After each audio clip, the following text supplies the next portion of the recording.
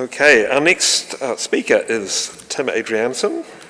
Tim is Senior Transport Advisor at Auckland Council, and he is passionate for a flourishing transition, and hopefully he will have answers to Dean's question on how to deliver TERP. Okay, Tim, over to you.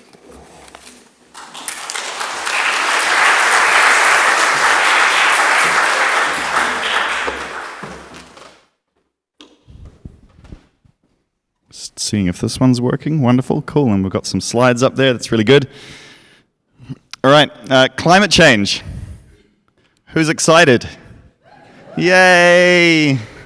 I think one of the things we don't talk about enough when it comes to climate change is the opportunity. It's easy to get bogged down in kind of how scary it is or how intimidating it is. We can get frustrated, we can get angry. But it also presents a really powerful lever to get moving on some big, important things.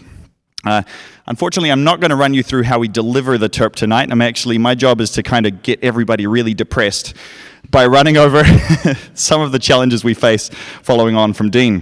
But I'm going to take us back to a simpler time. If we can click through, our clicker's working, great. This is Auckland. About 100 years ago, March 1922.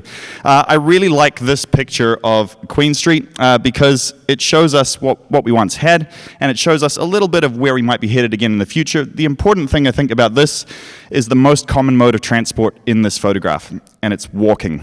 Auckland was a walking city. It was a city that was based around public transport and active modes. We had our beloved tramway system, which really did some hard yards.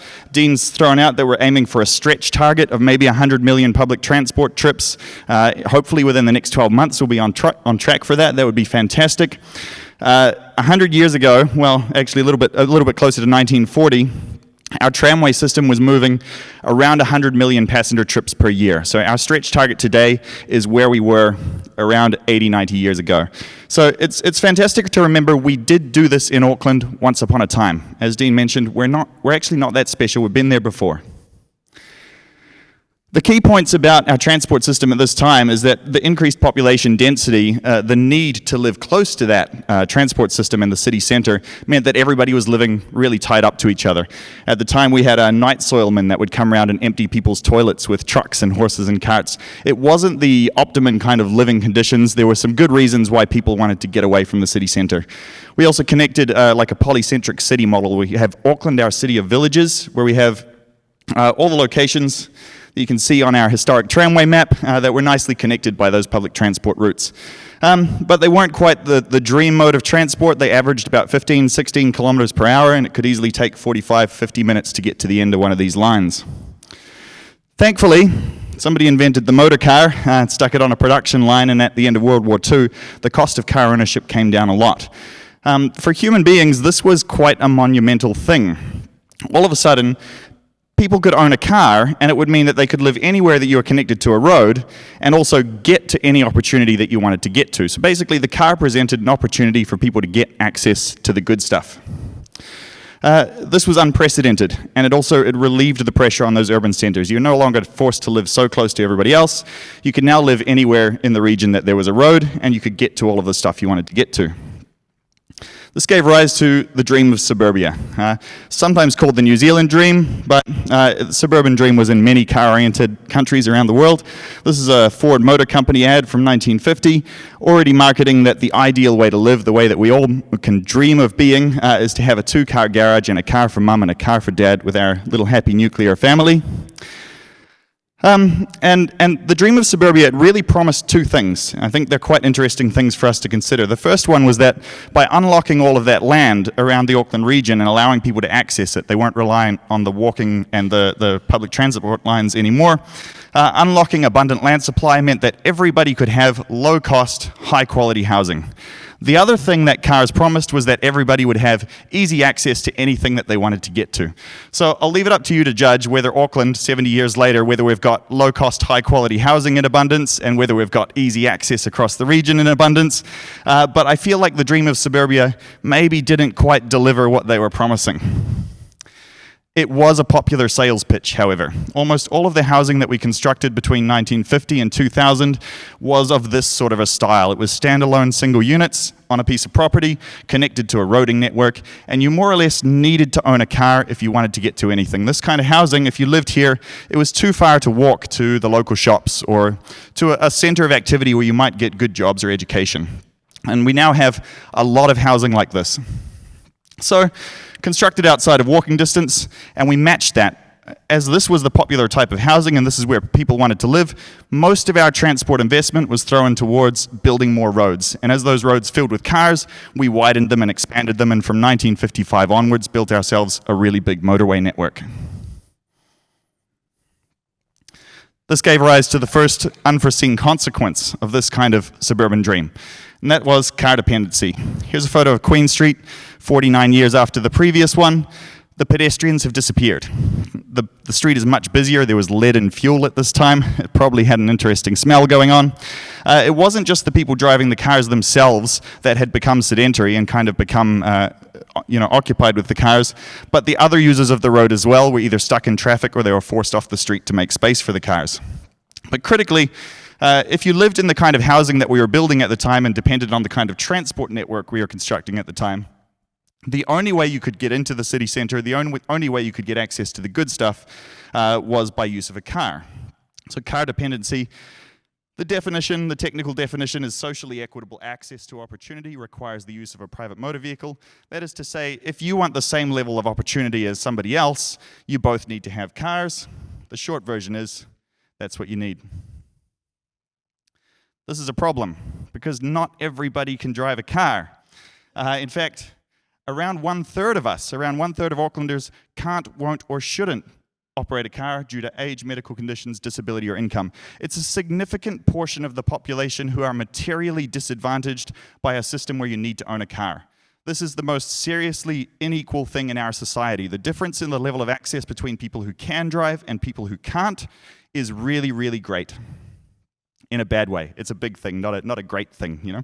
So, car dependency is also a cost burden for low-income households. So even if you can drive, but you don't make a lot of money, you kind of have to pay to own and operate that car. And you also have to pay for a space to store that car, potentially. We've built a lot of houses that have driveway vehicle crossings, and they have garages, and homeowners need to pay for that. It inflates the cost of housing.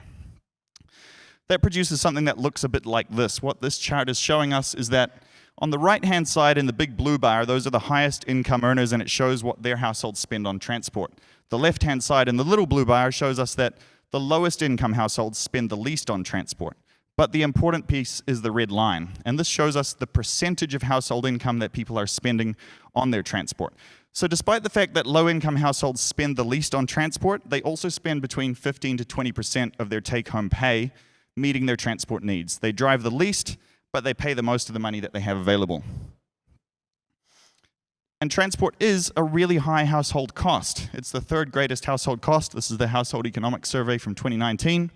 And housing and household utilities are also, they're our single greatest cost, but a significant portion of household cost is related to our transport system. Really, transport and land use, two sides of the same coin. We've pursued a model where our housing is very, very expensive. Transport is also very, very expensive. So when we think about if we need more money to fund our transport system, where's it going to come from? We're already kind of squeezing households as much as possible to pay for our transport system because we've opted for a very expensive transport system. We're kind of trying to run a Bentley system on a Toyota Corolla budget. It just doesn't work out. We might need to think about whether or not we're going to run a cheaper system all up. This creates what we call the roads per ratepayer problem. And essentially what we've done is we've built lots and lots and lots of roads, and they don't service all that many people. We've got a very low population density spread over a very large area, and we service every household with its own little bit of road. This means extensive roads per household, but it also means our public transport services need to travel a really long distance. And so that means the high ongoing maintenance costs. Every square meter of road we build, we need to look after in perpetuity, and we need to pay for that, and we need to charge households rates to pay for that. But also high public transport costs per passenger. When we need to run those public transport services a really long distance, that results in big operating costs for not many people. Too many roads servicing not enough people is financially unsustainable. We can't actually continue to expand outwards in the way that we have historically because the costs of maintaining and servicing people's households with this kind of financial system simply doesn't stack up over time. There is a solution to this, of course, and I'll throw the first solution out. We need to grow Auckland's population without growing the size of our roading network. And the only way to do that is to use our existing roading network more efficiently and to build taller buildings. So we need to consider that, and we need to consider how we're going to get there. Finance isn't the only issue with our current transport system. It also presents a high level of risk. Motor vehicle accidents, crashes, cause 300 to 400 fatalities per year. This is disproportionately high per capita compared to our international peers. That's not because we are particularly bad drivers, it's because we drive a lot. The more driving that people do, the more chance there is that they will be involved in some kind of crash. The more likely you are to crash, the more likely it is to result in a death or serious injury. If we want to reduce the number of crashes happening in New Zealand, we might think about reducing the amount of driving. Of course, crashes actually are only a small minority of the harm that our transport system causes. Air pollution from transport is responsible for approximately 2,000 premature deaths each year. And critically, as we've shifted away from active travel modes and towards car use in particular, inactivity has been on the rise. And many people will remember, and older people will remember, the school sheds, the bike sheds at school being absolutely full to the brim back in the 60s and 70s. As the size of our cars has increased, as the speed that we like to travel in our cars has increased, and as particularly the volumes of traffic have increased, bikes have been pushed off the road to the point where cycling to school is actually an incredible rarity in Auckland today. This has some very severe impacts. In particular, only 7% of children and young people meet the minimum recommended level of physical activity per day, and this results in approximately, over 2,000 premature deaths each year attributable to inactivity caused by the transport system. Slap those all together, the inactivity, the air pollution, and the road crashes, and we get this chart, which I sometimes get questioned about, so I've even chucked all of the references up there in case anybody's concerned about where it comes from. The reality is our transport system is the #1 cause of premature death in the country. Nothing harms us as much as our transport system. It's actually quite a terrifying statistic. It's really something we need to put a lot of thought into. Is this the kind of world we want to live in? Is this the kind of city we want to raise our kids in? This is a pretty serious problem. And critically, if we were to fully eliminate all of the crashes in the country, if we were to achieve Vision Zero nationwide, transport would still be the leading cause of harm. And this is really important because we focus a lot on road safety when actually what we're focusing on is crash safety, and they are not the same thing, right? We really need to focus on addressing the air pollution and addressing the inactivity, and the way to do that is with active and shared modes. Finally, what we're here for tonight, driving climate change. This is Auckland's greenhouse gas inventory from 2019. One item really towers above all the rest, and those are emissions from light vehicles, cars and commercial vehicles. That's not all of the transport picture. You'll see it's in there in a few other places. Greenhouse gas emissions from our transport system, they're almost the minority concern when we think about all of the wider impacts of what's happening with our wider transport system. So this is where we are. This is our starting point. Our existing system, it's high cost, it's high risk, it's high carbon, it's inaccessible. If you have a disability that prevents you from driving, you cannot get access to things. If you are a child or you're an older adult who cannot drive, it is very difficult to access opportunities, and this creates a very inequitable outcome. So, what are we going to do about it? First and foremost, it's really important to recognize that whether people choose one mode of transport or the other, it depends on how attractive that mode of transport is, and individuals can't change that. That's a system design issue. The way that we shape our streets and the way that we allocate space and the things that we invest in determines how people will choose to move around. We can prevent the harmful outcomes of our transport system by changing our streets. If we change the makeup of our streets to make it very attractive to use active and shared modes and less attractive to use private motor vehicles, then we might end up with a different result. I want to point out we're all in the car here. We're all in the car together, and we're all heading towards a common destination. Right? And we've got a backseat driver, and they're giving us all sorts of instructions about where to go, but thankfully they've also agreed to pay for gas. So that's really important, and they're coming along for the ride. Riding shotgun, we've got somebody that's navigating. We've got a navigator. They've said, this is where we need to get to. This is where we're going. By 2030, we need to achieve Te Tarakia Tawhiri Auckland's climate plan, and if we follow this route and take these turns, we'll get there. But critically and importantly is who's in the driver's seat, right? In the driver's seat, no matter what we do in the rest of the car, no matter what the backseat driver says, no matter what the navigator plots out, if the driver isn't actually making the turns we need to take and driving us to where we need to be, we're not going to get there. So it's really, really important, and we need to recognize only our transport agencies can ensure that we change our streets in order to prevent the harms that our transport system causes. Kia ora, thank you.